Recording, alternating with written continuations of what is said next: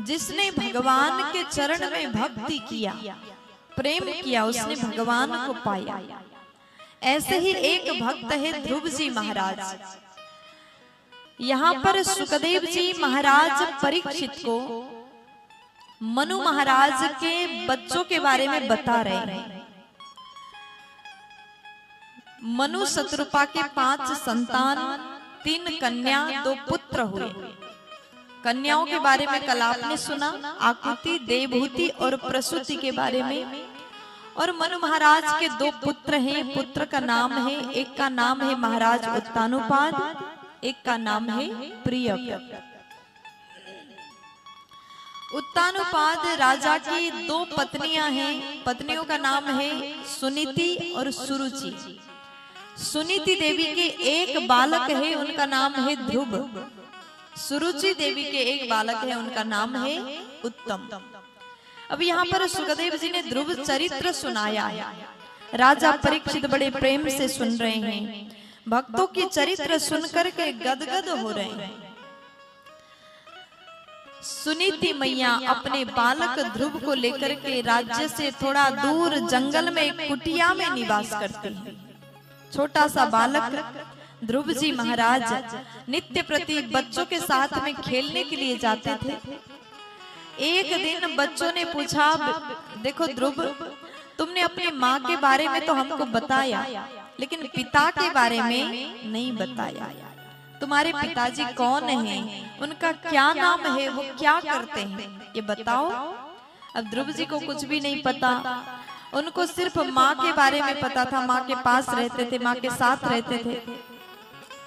अपनी माँ से जाकर के ध्रुव जी ने पूछा कि मैया ये बताओ, मेरे पिताजी कौन हैं? उनका क्या नाम है और वो रहते कहाँ हैं? मैया सुनीति ने सारी बातें बताई। तुम्हारे पिताजी का नाम है महाराज उत्तानुपाद, वो राजा हैं, वो महल में रहते हैं। अब तो ध्रुव जी महाराज पिता से मिलने के लिए महल में गए। पिता ने अपने बेटा को देख करके प्रेम से गोद में बिठाया और इतने में छोटी माँ सुरुचि आई और सुरुचि ने विविध प्रकार से कठोर वचन प्रहार किया। अगर तुम्हें पिता के गोद में बैठना है और इस सिंहासन में बैठना है तो पहले जंगल जाओ, भगवान का भजन करो, तपस्या करो और भगवान दर्शन देंगे और भगवान कहेंगे वरदान मांगो तो उस समय तुम कहना कि मुझे मैया सुरुचि के गर्भ से जन्म दिला दो। अगर तुम मेरे बेटा बन के आओगे तब तो तुम इस सिंहासन में बैठने के लायक बन जाओगे। अब ये बात ध्रुव जी को बड़ा बुरा लगा। रोते रोते अपने माँ के पास गए। मैया ने पूछा, बेटा क्या बात है, आप क्यों रो रहे हैं? सुनीति मैया से ध्रुव जी ने सारी बात बताया। ध्रुव जी महाराज ने कहा कि मैया, मुझे छोटी माँ ने इस प्रकार से वचन प्रहार किया। तब सुनीति मैया बोली कि बेटा चिंता मत करो। ये जो बात है ना, सुरुचि मैया ने भले बोलने का तरीका उनका गलत था, लेकिन जो भी कहा बिल्कुल सच बोला है। भगवान का भजन करना, भक्ति करना, नाम जप करना ये गलत नहीं है। और मैं तुम्हारी अपनी माँ होकर के आज तक ये बात तुम्हें नहीं समझा पाई, उन्होंने तुम्हें समझा दिया। तब ध्रुव जी को लगा अगर मेरी माँ इस बात को सुंदर बोल रही हैं तो ऐसा मुझे करना चाहिए। तब ध्रुव जी महाराज माँ को प्रणाम करके जंगल की ओर चले गए। देखिए 5 साल के बालक, ध्रुव जी का आयु मात्र 5 वर्ष है। ध्रुव जी जंगल की ओर गए, भजन करूंगा, भगवान को प्राप्त करूंगा, इस भाव से गए। अब नारद जी ने देखा छोटा सा बच्चा भगवान को पाने के लिए जंगल की ओर जा रहा है। नारद जी प्रकट हुए। नारद जी ने परीक्षा लिया। नारद जी पूछते, बेटा तुम्हारा नाम क्या है? ध्रुव जी बोले, मेरा नाम है ध्रुव। नारद जी ने पूछा, तुम कहाँ जा रहे हो, क्या चाहते हो? तब ध्रुव जी बोले, मैं जंगल जा रहा हूँ और जाकर के मैं भगवान को याद करूंगा, भजन करूंगा, तपस्या करूंगा, भगवान को प्राप्त करूंगा और मुझे विश्वास है भगवान मिल जाएंगे। नारद जी बोले, ऐसे कैसे मिल जाएंगे? देखो जब भी हम भगवान को पाने के लिए जाते हैं ना, तो हमारे जीवन में बड़े बड़े परीक्षा आ जाते हैं। और जब तक हमारे जीवन में गुरु नहीं होंगे तब तक हम भगवान को नहीं प्राप्त कर सकते, क्योंकि भगवान को पाने के लिए कुछ तो माध्यम होना चाहिए। भगवान के बारे में पहले हमें जानकारी होना चाहिए। अब नारद जी यहाँ पर गुरु बन के आए, ध्रुव जी अभी तक दीक्षा नहीं लिए, इसलिए नारद जी गुरु बन करके आए। नारद जी ने कहा बेटा तुम्हारा ये उम्र जो है, तुम इतने छोटे से हो, घर में जाओ, माता पिता के साथ रहो, खाओ खेलो, आराम से जिंदगी जियो। ये कोई भजन करने का, भगवान को पाने का उम्र है? अब ध्रुव जी ने कहा नारद जी से, प्रभु आप बताएं आप कौन हैं, जरा आपका परिचय हम जानना चाहते हैं। तब ध्रुव जी ने पूछा, नारद जी बोल दे कि ध्रुव जी देखो मुझे सब कोई नारद कहते हैं। ध्रुव जी बोले अच्छा, मैंने जहां तक नारद जी के बारे में सुना था, नारद जी तो भक्त को भगवान से मिलाते हैं, लेकिन आप तो हमें भगवान से विमुख करने की बात कर रहे हैं, तो आप कैसे नारद जी हुए? तब ध्रुव जी महाराज की बात को सुन करके नारद जी को लगा कि ये बालक सच में भगवान को पाना चाहता है। बड़े भाव से आया और विश्वास के साथ ध्रुव जी को देख करके वो विश्वास दिखाई दे रहा है। ध्रुव जी दृढ़ संकल्प के साथ गए हैं, भगवान को जरूर प्राप्त करूंगा। नारद जी ने पूछा बेटा अगर तुम भगवान को पाना चाहते हैं तो ये बताओ भगवान कैसे दिखते हैं, तुम्हें पता है? ध्रुव जी बोले नहीं पता। और कैसे भगवान का भजन करोगे ये जानते हो? ध्रुव जी बोले ये भी नहीं पता, मुझे नहीं पता भगवान कैसे दिखते हैं, मैं कैसे याद करूंगा, कैसे भजन करूंगा, क्या मंत्र जाप करूंगा, कुछ भी अभी तक मुझे नहीं पता। तब नारद जी बोले बेटा मैं आपको मंत्र प्रदान करता हूं, और भगवान के रूप के बारे में बताया, कैसे भजन करना, कैसे तपस्या करना, सारी बात नारद जी ने ध्रुव जी को बताया और 12 अक्षर महामंत्र प्रदान करते हैं। अब ध्रुव जी को मंत्र दिया और नारद जी महाराज बोले कि आप जाइए मधुबन में बैठ करके तपस्या करिए। ततात गच्छ भद्रम ते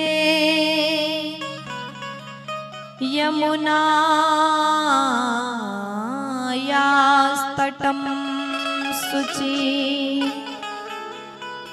पुण्यं मधुबनं यत्र सान्निध्यं नित्यदा हरे। आज नारद जी महाराज ध्रुव जी से बोले कि बेटा आप जाइए, मधुबन नामक एक जगह है, वहां बैठ करके अपने मन को हरि चरण में लगाइए और भगवान का इस छवि का ध्यान करिएगा, और एक दिन तुम्हें भगवान जरूर मिलेंगे। देखो जीवन में गुरु के बाणी पर भरोसा होना चाहिए। गुरु ने जो मंत्र आपको दिया उस मंत्र पर भरोसा रखिए और निरंतर उसका जाप करिए। अगर विश्वास के साथ भजन करोगे तो आपको भी एक दिन भगवान मिल जाएंगे। सबरी मैया ने भी भगवान राम को पाया, केवल गुरु के बाणी पर भरोसा था। मेरे गुरुजी ने कहा है राम जी आएंगे तो एक दिन जरूर आएंगे। इसी आस को लेकर सबरी माता इंतजार करती रही और वास्तव में भगवान उनके कुटी पर चले गए, उनके कुटिया में भगवान गए। इसलिए जीवन में भरोसा बहुत जरूरी है, विश्वास बहुत जरूरी। आज ध्रुव जी महाराज नारद जी को प्रणाम करते हैं और मधुबन में गए, तपस्या करने के लिए बैठ गए। नारद जी वहां से वापस गए। ध्रुव जी महाराज तप करने के लिए बैठे, मधुबन में आसन लगाया, बैठ गए, तपस्या करना प्रारंभ किया। प्रथम महीना केवल 3-3 दिन के अंतर में वन में जो फल मिलता है कंदमूल फल को खाकर के तपस्या किया, फिर भी भगवान ने दर्शन नहीं दिए। दूसरा महीना प्रारंभ हुआ, 6-6 दिन के अंतर में ध्रुव जी ने वन के सूखे पत्ते को खाकर के तप किया, फिर भी भगवान ने दर्शन नहीं दिया। तीसरा महीना प्रारंभ हुआ, ध्रुव जी ने 9-9 दिन के अंतर में मात्र जलपान करके तपस्या किया, फिर भी उनको दर्शन नहीं हुआ। जैसे चौथा महीना प्रारंभ हुआ, ध्रुव जी महाराज ने 12 दिन के अंतर में केवल हवा को पान करके तपस्या किया, फिर भी भगवान ने दर्शन नहीं दिए। पांचवा महीना प्रारंभ हुआ, ध्रुव जी ने श्वास तक रोक करके तपस्या किया, लेकिन फिर भी उनको दर्शन प्राप्त नहीं हुआ। हम लोग सोचते भगवान को पाना आसान है। देखो छोटे से 5 साल के बच्चा 5 महीने से तपस्या कर रहा है, फिर भी भगवान दर्शन नहीं दे रहे हैं। कठोर तपस्या किया, मन को भगवान पर लगाया, जो छवि नारद जी ने बताया था उसका चिंतन किया, लेकिन फिर भी दर्शन नहीं हुआ। सब कुछ खाना पीना बंद कर दिया, श्वास तक रोक दिया, फिर भी भगवान नहीं आए। लेकिन हम लोग को लगता है व्रत रहने से ही भगवान मिलेंगे, नहीं मिलेंगे। जब तक विश्वास नहीं होगा, इंतजार नहीं होगा, प्रेम नहीं होगा, भगवान नहीं आएंगे। हम लोग तो व्रत में भी क्या क्या खा लेते हैं, फल खाते हैं, खिचड़ी खाते हैं, दूध पीते हैं।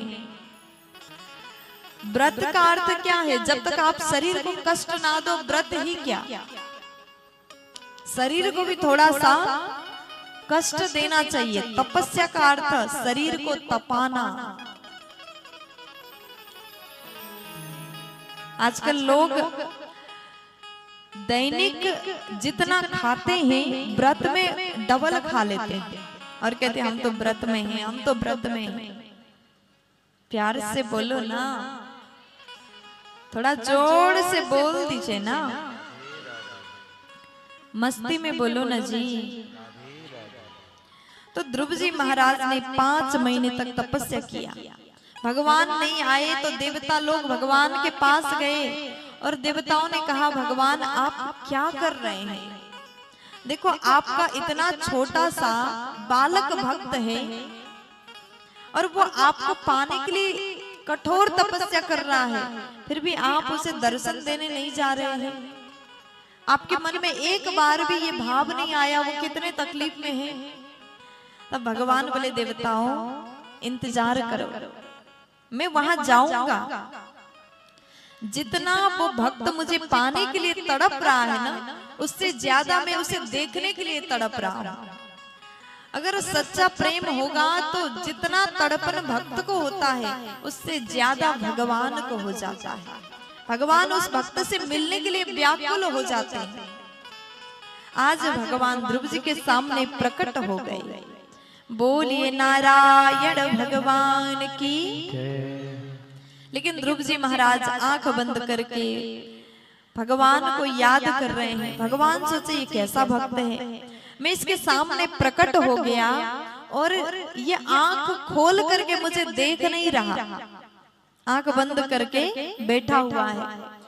अब भगवान ने विचार किया इस भक्त के मन में जो मेरा छवि है ना, इसको हटाना पड़ेगा। ध्रुव जी महाराज के मन में जो भगवान का तस्वीर था उसको भगवान ने जैसे हटाया, ध्रुव जी महाराज ने जल्दी से आंख को खोला, सामने साक्षात भगवान का दर्शन हुआ। अब ध्रुव जी महाराज जल्दी से खड़े हो गए, हाथ जोड़ते हैं, लेट करके साष्टांग दंडवत करते हैं, प्रणाम करते हैं, फिर खड़े हो गए, फिर हाथ जोड़ करके खड़े हैं। ध्रुव जी को लग रहा है मैं क्या बोलूं, अब भगवान को पाना चाहता था, वो मिल गए, अब क्या बोलूंगा, कैसे स्तुति करूं, कैसे मनाऊं भगवान को। अभी तक ध्रुव जी महाराज स्कूल नहीं गए, विद्यालय नहीं गए, गुरुकुल नहीं गए, उनको कुछ ज्ञान नहीं था, अभी तक कुछ पढ़ाई नहीं किया था, तो कैसे भगवान को मनाया जाए। उस सोच में पड़ गए। भगवान तो सर्वांतर्यामी है, भगवान समझ गए भक्त के मन में भाव चल रहा है। तुरंत अपने शंख को ध्रुव जी के कपोल में गाल में स्पर्श कराया। ध्रुव जी महाराज को सब कुछ ज्ञान हो गया। तब तो ध्रुव जी महाराज ने बड़े प्रेम से बड़ा सुंदर स्तुति किया। योऽन्तः प्रविश्य मम वाचमिमां प्रसुप्तां संजीवयत्यखिलशक्ति धरः स्वधाम्ना अन्याश्च हस्तचरणाश्रवणत्वगादीन् प्राणान्नमो भगवते पुरुषाय तुभ्यम्। आज ध्रुव जी महाराज हाथ जोड़ करके भगवान से बोले कि हे नाथ, यो अंतः प्रविश्य मम वाचमिमां प्रसुप्ताम्। आपके बारे में मैं क्या ही बताऊं, क्या ही वर्णन करूं, मैं कुछ भी नहीं जानता था। आपने तो मेरी सोई हुई वाणी को जागृत किया, नहीं तो मैं अज्ञानी अकिंचन, कभी विद्यालय जाकर के कुछ अध्ययन नहीं किया। मुझ अज्ञानी को भी आपने सब कुछ ज्ञान प्रदान किया। भगवान, अगर आप जिनके ऊपर कृपा कर दें वो सब कुछ प्राप्त कर सकता है। जिसको बोलना नहीं आता वो भी बोल सकता है आपकी कृपा से। जो चल नहीं सकता वो भी पहाड़ चढ़ सकता है आपकी कृपा से। अगर आपकी कृपा हो जाए तो दुनिया में असंभव कुछ भी नहीं है नाथ। और आपने मेरे ऊपर बहुत बड़ी कृपा किया। अब ध्रुव जी महाराज स्तुति गाए और उसके बाद हाथ जोड़ करके खड़े हो गए। भगवान बोले बेटा आगे बोलो, क्या चाहते हो तुम? ध्रुव जी बोले प्रभु मैं आपसे क्या मांगू? जिसने आपको प्राप्त किया उसे जीवन में क्या और चाहिए? भगवान ये बात सुनकर के मुस्कुराए और भगवान बोले देखो बेटा, पहले तो आप यहाँ पर आए थे, मन में कुछ भाव को लेकर के आए थे, आप कुछ मांगना चाहते थे। ध्रुव जी बोले नहीं नहीं प्रभु, आप मिल गए, अब मुझे इस जीवन में कुछ भी नहीं चाहिए, बस मेरी लगन आपके चरण में लगा रहे। भगवान ने कहा बेटा 36,000 वर्ष तक धरती में राज्य करना और उसके बाद हम आपको ध्रुव पद प्रदान करेंगे। ध्रुव जी महाराज ने आज भगवान से बस इतना कहा कि प्रभु ये मन जो है ना आपके चरण से दूर ना हो। ये मन तो बड़ा चंचल है, कभी कहीं भटकता है, कभी कहीं भटकता है। बस मैं इतना चाहता हूँ ये मन आपके चरण में लगा रहे। और यही भगवान से प्रार्थना हम सबको करना चाहिए।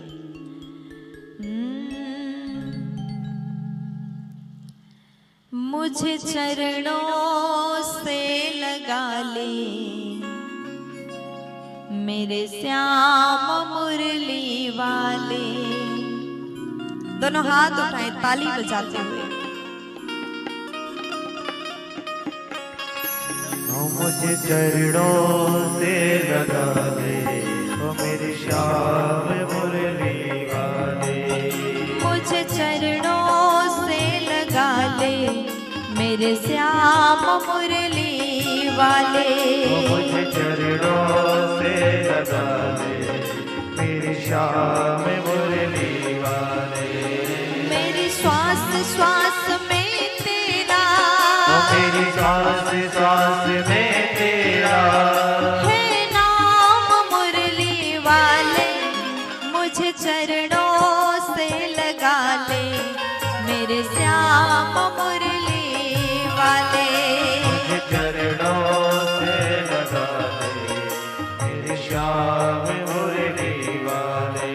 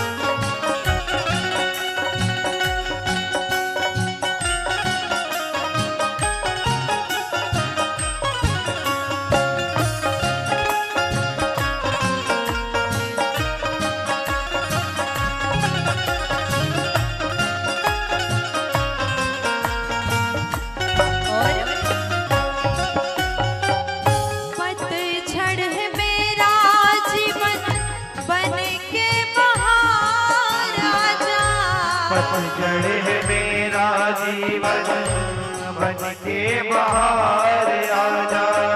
पतझड़ है मेरा जीवन बन के बाहर आजा। पतझड़ है मेरा जीवन बन के बाहर आजा। सुन ले पुकार कान्हा बस एक बार आजा। सुन ले पुकार कान्हा बस एक बार आजा। सुन ले पुकार कान्हा बस एक बार आजा। सुन ले पुकार कान्हा बस एक बार आजा। बेचैन मन के तुम ही बेचैन मन के तुम ही आराम मुरली वाले मुझे चरणों से लगा ले मेरे श्याम मुरली वाले। मुझे चरणों से लगा ले मेरे श्याम मुरली वाले।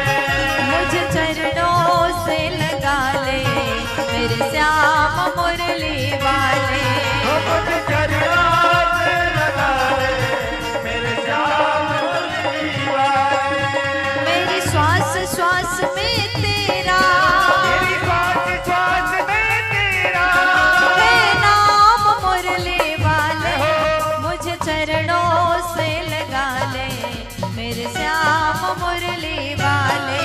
मुझे चरणों से लगा ले मेरे श्याम मुरली वाले। मुझे चरणों से लगा ले मेरे श्याम मुरली वाले। मुझे चरणों से लगा ले मेरे श्याम मुरली वाले। हो मुझे चरणों से लगा ले मेरे श्याम मुरली वाले। मुझे चरणों से लगा ले मेरे श्याम मुरली वाले। मुझे चरणों से लगा ले मेरे श्याम मुरली वाले। मुझे चरणों से लगा ले मेरे श्याम मुरली वाले। मेरे श्याम मुरली वाले। मेरे श्याम मुरली वाले। मेरे श्याम मुरली वाले। मेरे श्याम मुरली वाले। मेरे श्याम मुरली वाले। मेरे श्याम मुरली वाले। हो मेरे श्याम मुरली वाले। मुझे चरणों से लगा ले मेरे श्याम मुरली वाले। एक बार जोर से बोलो, ऐसे नहीं, थोड़ा और जोर से बोल दो ना, और जोर से बोलो ना जी, मुस्कुरा करके बोल दो ना। तो ध्रुव जी महाराज आज भगवान को प्रणाम करके भगवान वहां से अंतर्ध्यान हो गए और ध्रुव जी महाराज अपने राज्य की ओर प्रस्थान करते हैं। ध्रुव जी महाराज जैसे घर गए, यहाँ पर नगर में हल्ला हो गया। महाराज उत्तानुपाद को पता चला मेरा पुत्र ध्रुव 5 वर्ष के आयु में भगवान को प्राप्त करके वापस आ रहा है। अब देखो कितनी बड़ी बात है ना, 5 साल का बच्चा भगवान को प्राप्त करके आ रहा है। ये संस्कार किसने दिया? मैया सुनीति ने दिया। माँ चाहे तो बच्चा को संस्कारवान बना सकती है। एक माँ चाहे तो अपने बच्चा को भगवान के भक्त बना सकती है। इसलिए कहते हैं माँ ही हम सबके प्रथम गुरु होती है। आप अपने बच्चा को कैसा बनाना चाहते हैं ये आपके हाथ में है, क्योंकि अधिक समय बच्चा अपने माँ के साथ में ही रहता है। इसलिए आप सबको चाहिए अपने बच्चा को अगर ध्रुव जैसा, प्रहलाद जैसा बनाना चाहते हैं ना, तो बचपन से संस्कार दो। बच्चा को बताओ कि भगवान को प्राप्त करना ही हमारा लक्ष्य है। संसार में हम लोग रहते हैं, धन कमाना, पैसा कमाना, अपने जीवन में आगे बढ़ना जरूरी है, लेकिन ये सब चीज संसार में कमाया हुआ नेम फेम सब यहीं तक सीमित है। अंतिम साथ में जाने वाला केवल हमारा सत्कर्म है। इसलिए अगर आप भी अपने बच्चा को ध्रुव की तरह बनाना चाहते, बचपन से संस्कार दो। ध्रुव जी वापस गए। महाराज उत्तानोपाद ने स्वागत के लिए तैयारी किया। ध्रुव जी महाराज राज्य में पहुंचे और सुरुचि मैया ने आरती किया। जिसने ध्रुव जी को कठोर वचन प्रहार किया था, उस माँ ने आरती किया और अपने महल में ध्रुव जी पहुंचे। आज उत्तानोपाद को लगा कि मैं इतना बड़ा हो गया, वृद्ध हो गया, अभी तक भगवान को पाने के लिए मैंने कुछ भी नहीं किया, और ये मेरा छोटा सा बच्चा भगवान को प्राप्त करके आ रहा है। उनको वैराग्य आया और महाराज उत्तानोपाद सब कुछ त्याग करके राज्य ध्रुव जी को सौंप करके जंगल में जाकर के भजन करते। इधर ध्रुव जी महाराज ने 36,000 वर्ष तक राज्य किया और उसके बाद में ध्रुव जी महाराज बद्रिका आश्रम में जाकर के तपस्या करते, मृत्यु को स्वीकार करके भगवत धाम चले जाते हैं। बोलिए ध्रुव जी महाराज की जय। और आगे इसी वंश में विविध प्रकार के राजा हुए, उनके बारे में सुखदेव जी ने बताया। सुखदेव जी बोले, भगवान ने पृथु रूप में अवतार लिया और पृथ्वी के भार को हरण किया। भगवान पृथु रूप में आकर के पृथ्वी का दोहन किया, बड़ा सुंदर राज्य किया। उनके चरित्र को श्री सुखदेव जी बताते हैं आगे। मनु महाराज के एक और पुत्र है जिनका नाम है प्रियव्रत। प्रियव्रतो भागवत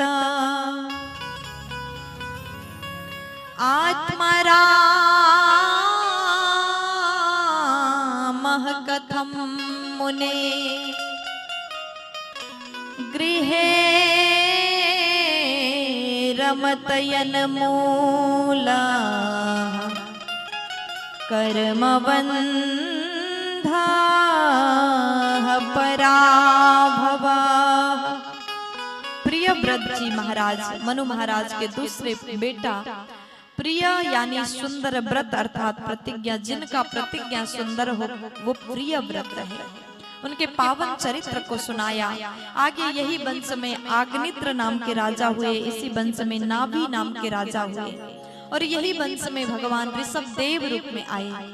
बोलिए ऋषभ देव भगवान की जय। उन्होंने सुंदर राज्य किया, अपने बच्चों को उपदेश दिया, बड़ा सुंदर सत्संग की महिमा को बताया और उसके बाद वो भी तपस्या करने चले गए। उसके बाद यही वंश में भरत नाम के राजा हुए, उन्होंने बड़ा सुंदर राज्य को किया।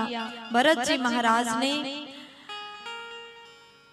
अपने जीवन में हमेशा भजन किया, लेकिन जीवन के अंतिम समय वो नेपाल देश के मुक्ति क्षेत्र में जाकर के तपस्या करते हैं और वहां तपस्या करके बैठे हुए थे। भरत जी महाराज बड़े भाव से दिन रात नाम जप करते हैं, हाथ में माला झोली लेकर के भगवान को याद करते रहते हैं। और एक दिन भरत जी महाराज बैठे हैं, नदी के उस पार से गर्भवती हिरणी आ रही थी और जैसे नदी पार कर रही थी इतने में शेर का गर्जना हुआ। बहुत सारे हिरण आ रहे थे, सब हिरण भाग गए। जैसे शेर का आवाज सुनाई दिया वो हिरणी भागने लगी और उसके गर्भ में बालक था और वही नदी में गर्भपात हुआ। हिरणी तो भाग गई लेकिन बालक शिशु हिरण वहीं पर छूट गया। भरत जी महाराज के मन में दया आया, वो गए और उस बालक हिरण को उठा करके लाए, अपने कुटिया में रखा, प्रेम किया, उसका पालन किया, उसको खिलाना पिलाना भरत जी समय से करते हैं। पहले वो 24 घंटे भजन करते थे, लेकिन धीरे धीरे धीरे धीरे भजन की संख्या कम होने लगा, मन हिरण के बच्चा में लग गया। अब तो ज्यादा समय हिरण के बच्चा में उनका लग रहा है, कम समय भगवान को याद कर रहे हैं। और एक दिन वो हिरण का बच्चा जैसे बड़ा हुआ, वो वो जंगल में चला गया। जंगल में जैसे अपने जात के हिरण के साथ में मिल गया तो वो भूल गया वापस आना, भरत जी को बुला दिया। भरत जी महाराज विचार करते वो कहाँ होगा, कैसा होगा, खाया होगा नहीं खाया होगा, क्या कर रहा होगा। तो इसी प्रकार भरत जी का जिंदगी बीत गया। अंतिम समय मन लगा हिरण के बच्चे में, तो अगला जन्म शरीर छूटा, अगला जन्म हिरण का ही प्राप्त हुआ। अब हिरण बनने के बाद भी उनको पूर्व जन्म की बातें याद थी, फिर भी भगवान का नाम जप किए। अगले जन्म भी भगवान की कृपा से, वही पूर्व जन्म के पुण्य की कृपा से वो मानव बन के आ गए। संयोग से नाम पड़ा फिर से भरत। उनके पिताजी ने उनको खूब पढ़ाया, लेकिन भरत जी ने विचार कर लिया था, ऐसा सोच रखा था, संकल्प किया था, चाहे कुछ भी हो जाए इस जन्म को मैं बर्बाद नहीं करूंगा, कुछ भी हो जाए मैं किसी से बात ही नहीं करूंगा। वो किसी से बात नहीं करते, किसी से कुछ बोलते नहीं। उनके पिताजी ने गायत्री मंत्र पढ़ाया, लेकिन भरत जी जानने के बाद भी अनजान बनते हैं।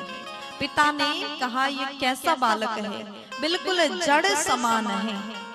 तब से उन्होंने जड़ भरत कहा, उनका नाम रह गया जड़ भरत जी महाराज। अब सब कोई भरत जी महाराज को जड़ भरत बोले। और एक दिन पिता शरीर को त्यागते हैं, परलोक गए। भैया भाभी ने घर से निकाल दिया। भरत जी महाराज अब चुपचाप घर से निकले, जा रहे थे, रास्ते में भीलों ने पकड़ लिया, माता रानी के मंदिर ले गए बलि देने के लिए। जैसे भरत जी को काटने के लिए गर्दन में गले पर तलवार रखा, माता रानी प्रकट हो गई।